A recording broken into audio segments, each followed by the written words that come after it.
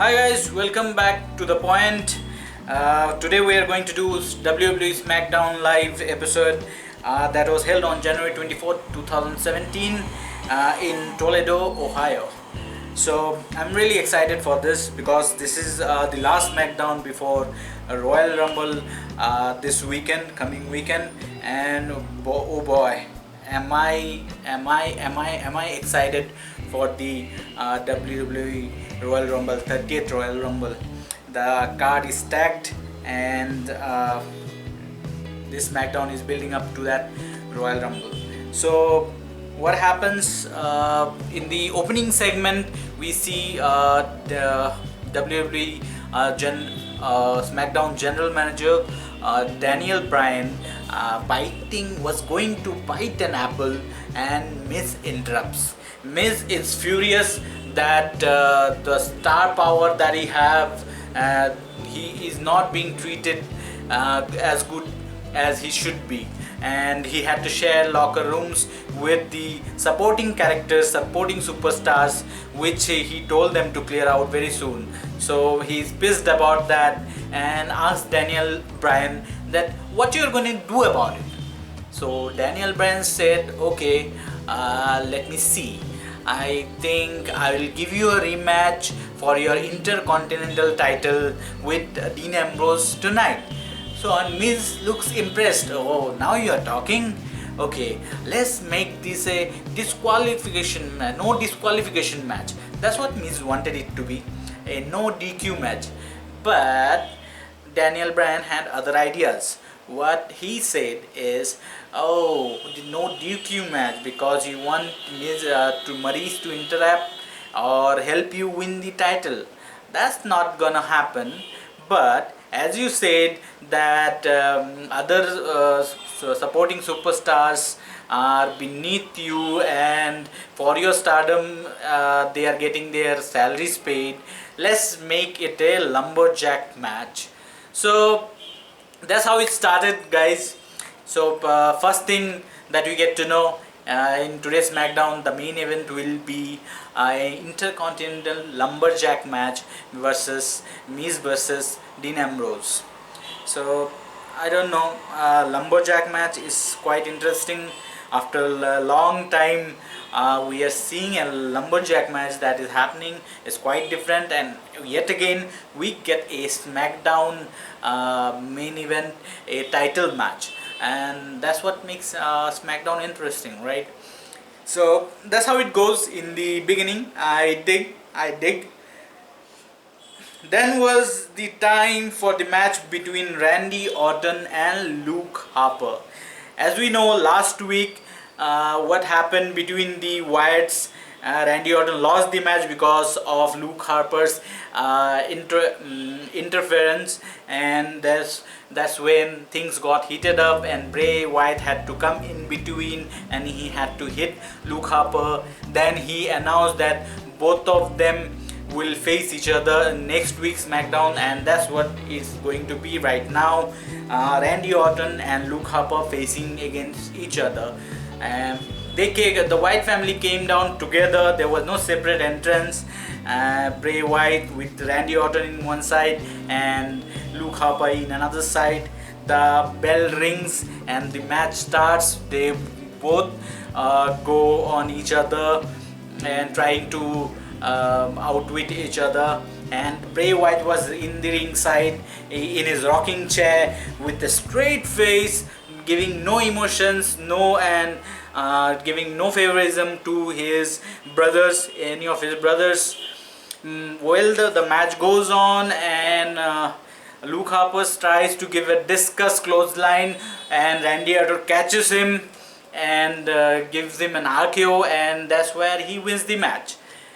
Now, what we thought will happen after this, that as they are going into Royal Rumble, Bray Wyatt wanted this to be over in the ring so that they can become a joint unit, right? But what happened next is very unexpected. Very unexpected means I didn't expect it before, but I could see it coming in this match. Bray Wyatt came into the ring, helped Randy Orton up, and helped Luke Harper up, and gave Luke Harper a hug, and then turned it into a Sister Abigail, and hit that Sister Abigail to Luke Harper, surprising everyone. I don't know what was going through Bray Wyatt's mind, but I think it's kind of way of punishing Luke Harper, and now it makes an interesting debate on what will happen in the coming Royal Rumble, because three of them is entering the Royal Rumble, and they doesn't look as much as of a unit that we expect them to be. So it makes for a good match in Royal Rumble. So I'm excited for that. I like the storyline, where the storyline is going, and I give the thumbs up for the storyline. So next segment after the commercial break, what we see is Mickie James came down to the ring because Renee Young is taking an interview, and she asks some questions on Mickie James, why. I'll tell you what exactly Renee Young is. She introduces the newest member of the SmackDown Live roster, Mickie James. Mickie James makes her entrance to a nice reception. Renee Young mentions that it's been almost 7 years since she's been in a WWE ring. Everyone was surprised that she was La Luchadora. Why did she do that? Mickie asked if Renee knew that she won her first WWE Women's Championship when she beat WWE Hall of Famer Trish Stratus at WrestleMania, and she is a 5-time Women's Champion and a former Divas Champion. Renee says she has one of the most impressive resumes in WWE history, but she didn't answer the question. Mickie says she did. Renee mentioned that she just ran down her resume. Mickie says the fact that she had to do that answers the question. She might not have been around for a bit, but she never stopped watching WWE. Becky Lynch and the women of the Revolution wanted to pretend like they were the first real female athletes of WWE, as if everything she accomplished and sacrificed meant for nothing. They have gotten away with, if it weren't for one person, Alexa Bliss, who were not for the women's revolution, and didn't forget Mickie James, and she remembered Mickie James. So what I like the fact about Mickie James' character is she has always been almost a face in WWE. Earlier, 7 years back, she came up and became a heel, and now what's the storyline is going to be, why she's helping Alexa Bliss. Like in my last episode of the SmackDown review results and opinion, I said why the hell she is helping Alexa Bliss. It makes up for a good storyline. Now I get it. They are saying, I get Mickie James' point in this storyline. She says that everyone mentions women's revelations like those Sasha, Becky Lynch and Charlotte. They are bringing the women's revelation, like the earlier superstars before them did nothing for the women's division, and their contribution has been overlooked, and that's what pisses Mickie James off, and that's why she is backing Alexa, because Alexa she feels that Alexa have treated her with respect and didn't forget her contribution to the WWE Women's Division.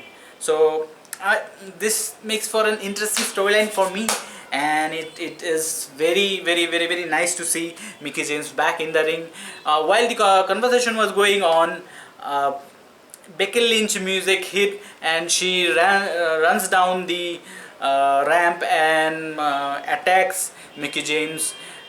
They get into a brawl in the ring. Then Mickie James escapes somehow and runs towards the barricade, jumps the barricade. Becky Lynch follows. Becky Lynch was about to jump the barricade, ensuing Mickie James, while Alexa Bliss comes from nowhere and gives an elbow into her face, and and Becky Lynch went to the floor right on her face, and it was like pre-planned attack. that they have planned, like Mickie James and Alexa Bliss have planned.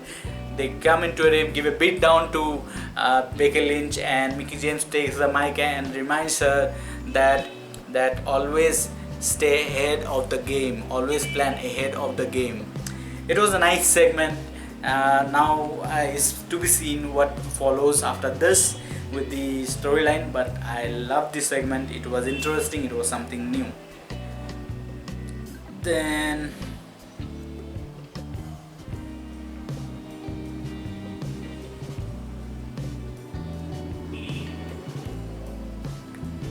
in this next segment, there is a battle royal for the winner who will enter the Royal Rumble.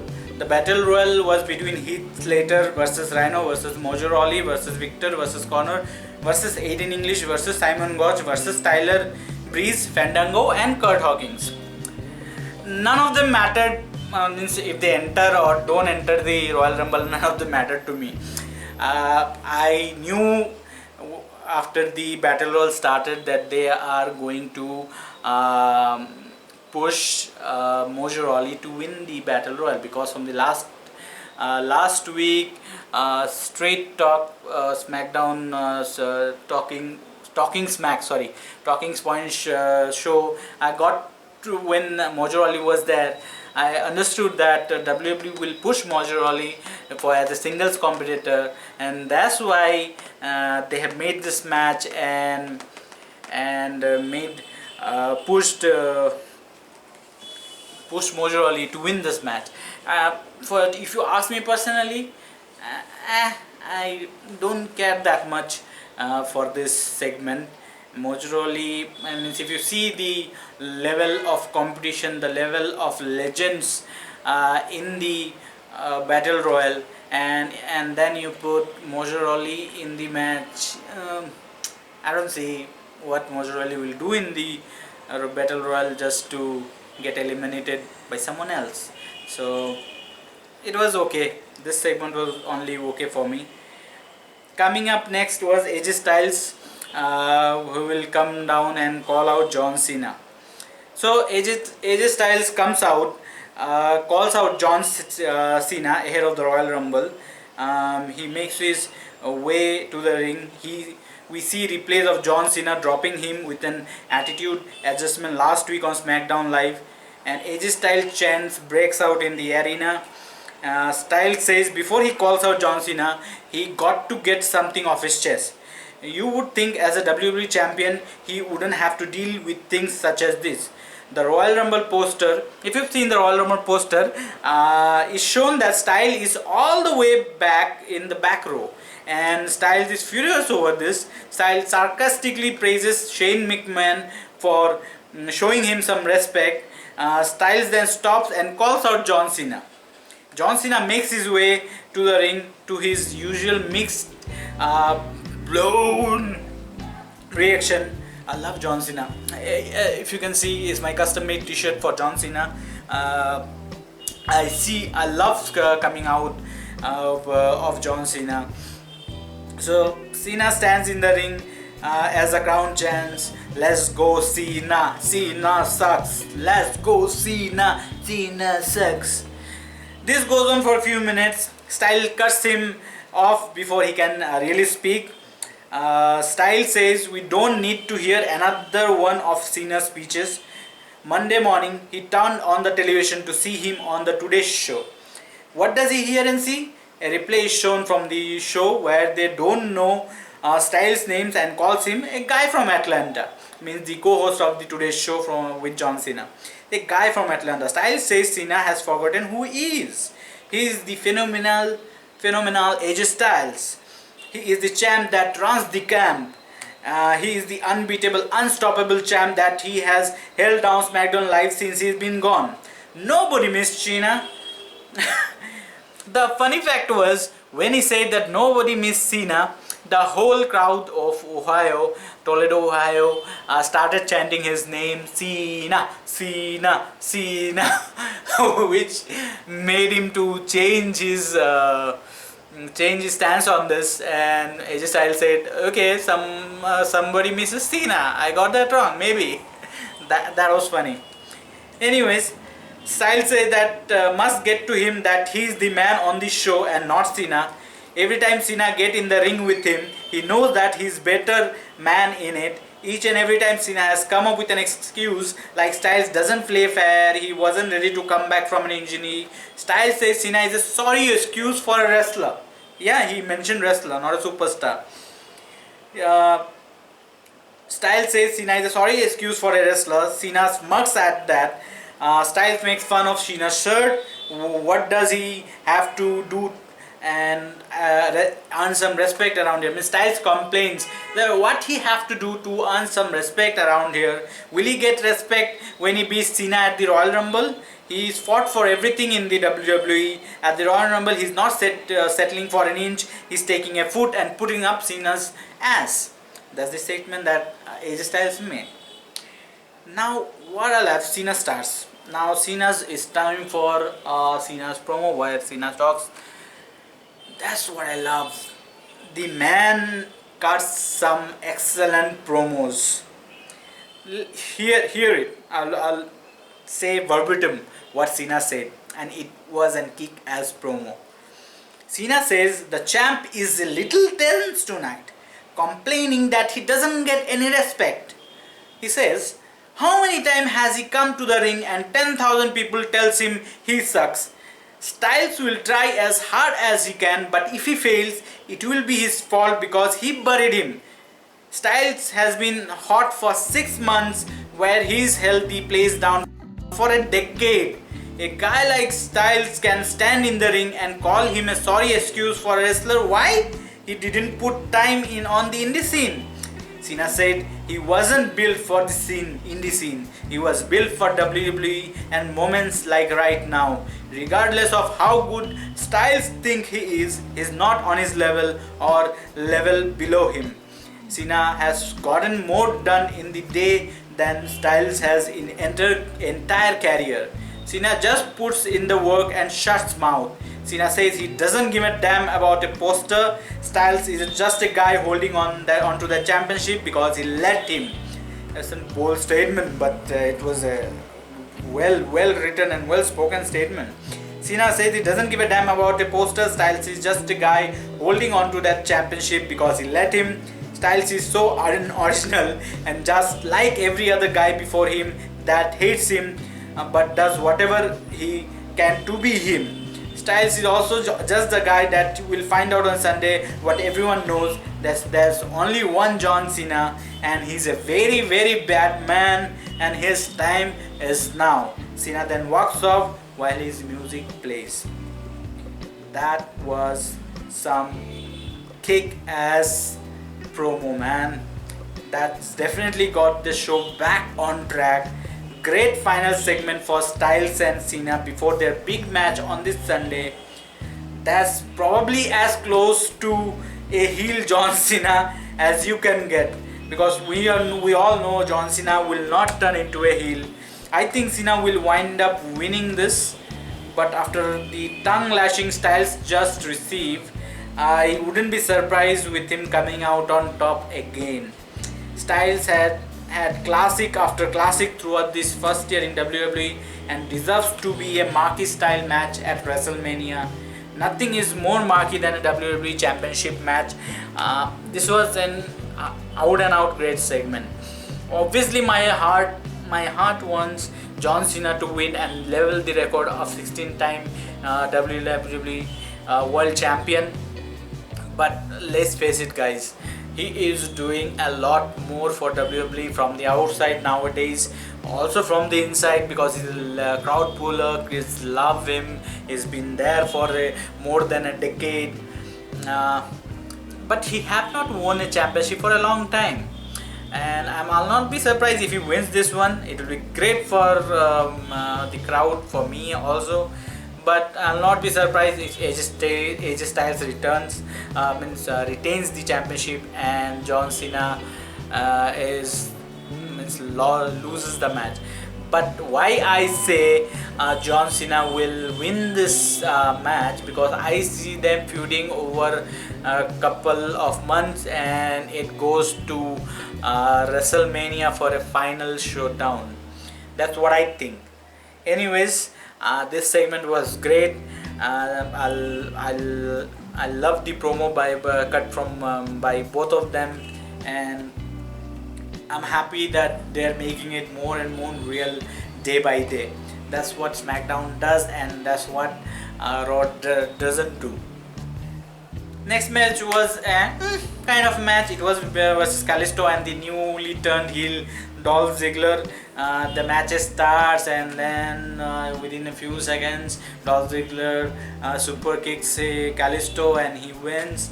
Then Dolph Ziggler was about to go out, then he changes his mind, he comes back, takes a chair and was about to go in the ring to hit Kalisto. Then this guy comes out, what is his name, Apollo Crews comes out and prevents Kalisto from getting hit by beating up Dolph Ziggler. Dolph Ziggler runs out. That was the segment. I don't care that much for this segment. Dolph Ziggler is very much underutilized, but it may be good for Apollo Crews' career. Maybe, who knows? I don't know. Then there was a segment. I forgot to mention, there was a segment in the TV where Nikki and Natalya again got into each other outside the stadium, and now there was supposed to be a match where Naomi is making a comeback after 3 months of the air. So she was supposed to go one-on-one with Natalya, but then we see a footage from backstage where Nikki again attacks Natalya and the brawl ensues, the commotion ensues, and the referees comes out to stop them and all, and Naomi is left without a opponent. Now Naomi says that she is coming back after 3 months and she doesn't want to go out of the ring without fighting for the fighting and having a show, put a show. So she calls out the women's locker room and says whoever wants a fight, just come out. And we see Alexa Bliss come out, and she makes a joke of Naomi, like, who are you? You've been off air, I don't know you and all. And Naomi said, I'll let you know who I am. Come down this ring and I'll let you know who I am. I'll be the new women's champion in SmackDown Women's Championship champion. So that's what happens. She challenges Alexa Bliss. Alexa Bliss says that, oh, you want it. She tries to come to the ring, then she backs out, and that's how it goes. So then we see the Royal Rumble match has been fixed, where 3-woman tag team match will be held, where Mickie James will pair up with Alexa Bliss and Natalya and go against Becky Lynch, Naomi and Nikki Bella. So that would be a fun match to watch, and I'm happy that they got a slot in Royal Rumble where they can have a match. They deserve it. The women's anyways, I believe that the women's SmackDown team is doing much more than the Raw SmackDown team, the opportunity that they are getting. So this was it. So last but not the least, it was WWE Intercontinental Championship Lumberjack Match versus Miz versus Dean Ambrose. So we all know what happens in a lumberjack match, right? The opponents feud against each other, and then they are thrown out of the ring, or they get out of the ring, and lumberjacks breaks hell on those opponents and then throws them inside the ring. That's how the match goes on, and that's how it ended. Because as we know, lumberjacks loves to get involved in these matches, and we see a mini battle royal during the end of the match, where everyone came into the ring and was throwing each other out of the ring like a mini battle royal. And in turn, Miz was distracted, and Dean Ambrose caught him with their dirty deeds, and he retained the championship. So the last match was kind of an okay match for me. I don't know it was that much of a making any difference or not, but all in all, SmackDown Live as usual was great to watch. It was fun. What I like about SmackDown Live is just 2 hours, so they didn't have to fill spaces with some non-essential matches or non-essential superstars. Everyone is getting their chance. What I missed but this week was the tag team division, the tag team championship, because there was no American Alpha and there was no the Usos, no showing of Usos. So that was something that was lacking this week. But oh boy, am I excited for Royal Rumble. I hope you guys are excited too for this Royal Rumble, coming Royal Rumble this Sunday. So obviously I'll be covering the Royal Rumble. Once the Royal Rumble is done, I'll be giving out his review results and my opinions on that. So make sure you guys tune in to check out my opinions and results on this year's Royal Rumble. And tomorrow I'm going to make my predictions as per my opinions about this Royal Rumble, who will be winning and who should be winning and who will be winning. So I'll make those predictions, to make sure to check out that video too. And please, if you like the review results and opinions of my show, please make sure that you subscribe and like, share and comment below for any suggestions that you want to make. Anyways guys, thank you for watching To The Point WWE reviews, opinions and results. And so we'll see you tomorrow for the predictions of Royal Rumble. Till then,